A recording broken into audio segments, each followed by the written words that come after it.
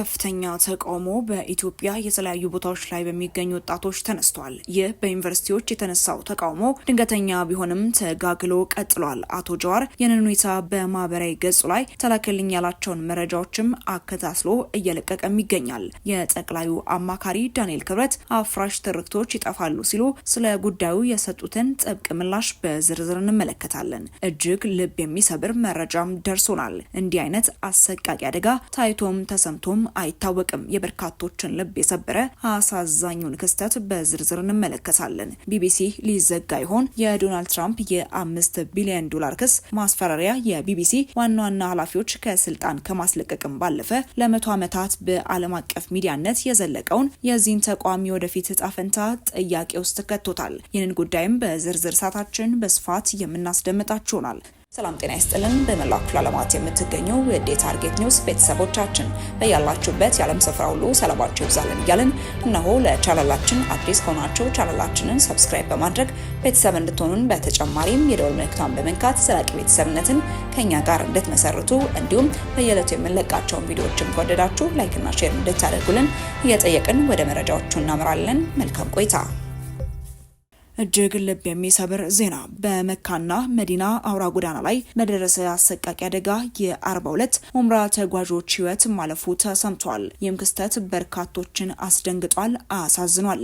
ሌሊት ኡምራ ተጓዦችን የጫነው አውቶቡስ ከነዳጅ ጫኝ ታንከር ጋር በመጋጨቱ በታንከር ውስጥ ባለው ነዳጅ ምክንያት አውቶቡሱ በእሳት ሙሉ በሙሉ ተቃጥሏል። አደጋው የደረሰው ከመዲና 160 ኪሎ ሜትር ርቀት ላይ በምትገኘው ሙፍሪያት አቅራቢያ ነው። በአደጋው ጊዜ አብዛኛው መንገደኞችም አንቀላፍተው ስለነበር ከሞት መትረፍም አልቻሉም። በአውቶቡስ ውስጥም ከነበሩት ሰዎች ሁሉ አንድ ሰው ብቻ በህይወት ተርፎ ጉዳቱ ከባድ መሆኑም ተገልጿል። በሟቾቹ መካከል 11 ሴቶችና 10 ህጻናት ሊኖሩ እንደሚችሉ እየተዘገበም ይገኛል። ሆኖም የመጨረሻው የማንነት ማረጋገጫ በፎረንሲክ ምርመራ እስኪረጋገጥ ድረስ አይታወቅም። ይህንን የከፋ አደጋ ተከትሎ በስፍራው የደረሱት የማዳን ቡድኖች ባዩት አስደንጋጭ ሁኔታ ልባቸው እንደተሰበረም ገልጸዋል። የሳውዲ ሲቪል ዲፌንስ እና የቀይ ጨረቃ ባለስልጣናት የሬሳ ማንሳት ስራውን አከናውነው መንገዱ ለብዙ ሰዓታትም ተዘግቶም ነበር። በአደጋው ህይወታቸውን ላጡ ወዳጅ ቤተሰቦቻቸው፣ ዘመዶቻቸው በሙሉ በቻናላችን ስም ልባዊ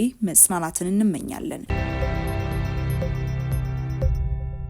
ወደ ቀጣይ ጉዳያችን ስናመራ በዩኒቨርሲቲዎች የተነሳው ከባድ ተቃውሞ። የትምህርት ሚኒስተር ፕሮፌሰር ብርሃኑ ነጋ የከፍተኛ ትምህርት ተቋማት ተማሪዎች የ3ኛ ዓመት ትምህርታቸውን ሲያጠናቅቁ ለ1 ዓመት የማስተማር አገልግሎት እንዲሰጡ የሚያስገድደው መመሪያ ከ2019 የትምህርት ዘመን ጀምሮ ተግባራዊ እንደሚሆን መናገራቸውን ተከትሎ ሰኞ ህዳር 8 ቀን በአንዳንድ የመንግስት ዩኒቨርሲቲዎች ተማሪዎች ተቃውሞ ማሰማታቸው ተዘግቧል። የተማሪዎች ተቃውሞ ከተቀሰቀሰባቸው ከፍተኛ የመንግስት የትምህርት ተቋማት መካከል አምቦ፣ አርሲ፣ ቡሌ ሆራ፣ ሰላሌ፣ መደወላቡና ድሬዳዋ ዩኒቨርሲቲዎችም እንደሚገኙበትም የመረጃ ምንጫችንም የደረሰው መረጃ ያመላክታል። ተቃውሞ ያሰሙት ተማሪዎችም ካስተጋባቸው መፈክሮች መካከል የመምህርነት ሙያ ስልጠና ያልወሰዱ ተማሪዎችን የማስተማር ብሔራዊ አገልግሎት ስጡ ማለት ተቀባይነት የለውም የሚለው እንደሚገኝበትም ተጠቅሷል። ፕሮፌሰር ብርሃኑ ነጋ ትላንት በህዝብ ተወካዮች ምክር ቤት ቀርበው በአዲሱ መመሪያ ዙሪያ ባደረጉት ገለጻ የመጀመሪያ ዲግሪ ያላቸው ተመራቂዎች የ1 ዓመት የማስተማር ስነ ዘዴ ኮርስ በመውሰድ ለመምህርነት ብቁ መሆን እንደሚችሉ ጠቁመውም ነበር።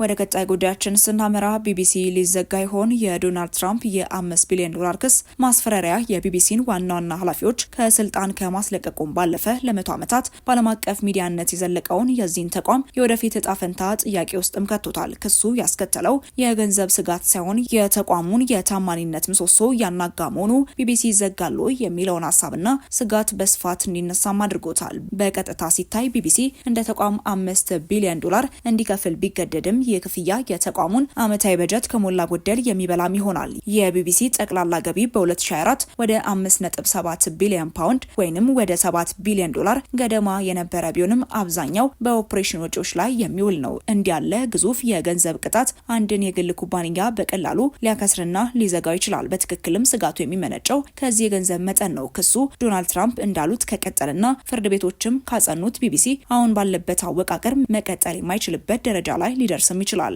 የክስ ቢቢሲን ሊያዘጋ ይችላል የሚለው ሀሳብ ዋነኛ መነሻ ግን የገንዘብ ኪሳራውን ብቻ አይደለም። ዋናው ስጋት የታማኒነት ቀውስ ነው። አንደኛ የቢቢሲ ትልቁ ሀብቱ ገለልተኛና ትክክለኛ መረጃ አቅራቢ ነኝ የሚለው ስሙ ነው። አሁን ግን ሆን ብሎ ንግግሩን በማሳሳቻ መልኩ አርትዖት አድርጎ ማቅረቡ መረጋገጡ ይህንን መተማመን ክፉኛ ጎድቶታል። ሁለተኛው የዋና ዳይሬክተሩና የዜና ኃላፊው በአንድ ጊዜ መሰናበት በተቋም ውስጥ ከፍተኛ የሆነ የአመራር ክፍተትና የሞራል ውድቀት አስከትሏል። ሌላው የክስተት ቢቢሲን ሊዘጋው የሚፈልጉ ወይም ስልጣኑን ለመቀነስ የሚጥሩ የፖለቲካ ተቺዎችና ቡድኖችን በእጅጉም አበረታቷል። ሆኖም አብዛኛዎቹ የሚዲያ ተንታኞችና የህግ ባለሙያዎች እንደሚስማሙበት መዘጋት በሚለው ቀጥተኛ ትርጉም ተቋሙ የማይዘጋ ቢሆንም ከዚህ ቀውስ የሚተርፈው ቢቢሲ ግን ከዚህ በፊት የምናውቀው ቢቢሲ ላይሆንም ይችላል ተብሏል። ቢቢሲ ተራ የግል ኩባንያ አይደለም። በብሪታንያ መንግስት ቻርተር የተቋቋመና በዋናነት በብሪታንያ ህዝብ የሚተዳደር የህዝብም ተቋም ነው። መንግስት ጣልቃ ገብቶ ከተጠያቂነት ጋር ተቋሙን ከሙሉ ውድቀትም ሊታደገው ይችላል። ክሱ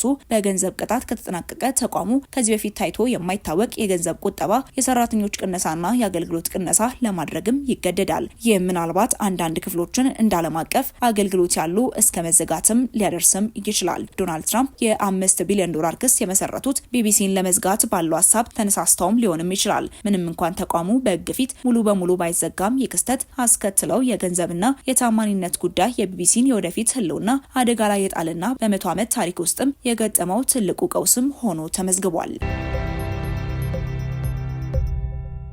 ወደ ቀጣይ ጉዳያችን ስናመራ ኢትዮጵያ ውስጥ ገዢ ትርክቶችን በማጽናት ወደ ኋላ ያስቀሩን ነጻጣይ ትርክቶች ቦታ እንዳይኖራቸው ማድረግ እንደሚገባ የጠቅላይ ሚኒስትሩ የማህበራዊ ጉዳዮች አማካሪ ሚኒስትር ሙዓዝ ጥበባት ዲያቆን ዳንኤል ክብረት ገለጹ። ገዢና የጠራ የወል ትርክትን በመምረጥ ህብረ ብሔራዊነትን ማጽናት ከሁሉም ኢትዮጵያ የሚጠበቅ ተግባር መሆኑንም ተናግረዋል። ነጠላና ንዑሳን ትርክቶች መኖራቸው ሰውኛ ባህሪ ነው ያሉት ሙዓዝ ጥበባት ዲያቆን ዳንኤል ክብረት እንዳገር በጀት የምንመድበው መዋቅር የምንሰራው በትምህርት ስርዓት በሐውልቶቻችንና በሙዚየሞቻችን የምናካትተው እንዲሁም ሚዲያዎቻችን የሚናገሩበትና ኪነጥበባችን የሚናገረው ስለ ወል ትርክት በሆነ ቁጥር ንዑሳንና ነጠላ ትርክቶች በአቅማቸው ብቻ መኖር እንደሚጀምሩና አፍራሽ ትርክቶች ደግሞ እንደሚጠፉም ገልጸዋል። አንጋፋው የታሪክና የፖለቲካ ጉዳዮች ተንታኝ ዶክተር አለማየሁ አረዳ በበኩላቸው የኔ ብቻ ነው ልክ የሚል እሳቤ ለኋላ ቀርነታችን ምክንያት ሆኗልም ብለዋል። ውድ ተመልካቾቻችን ለእሳቱ የነበሩን መረጃዎች እኚህን ይመስሉ ነበር። አብራችሁን ስለነበራችሁ እጅግ አድርገን እናመሰግናለን። በቀጣይ እስክንገናኝ ድረስ መልካም ቆይታ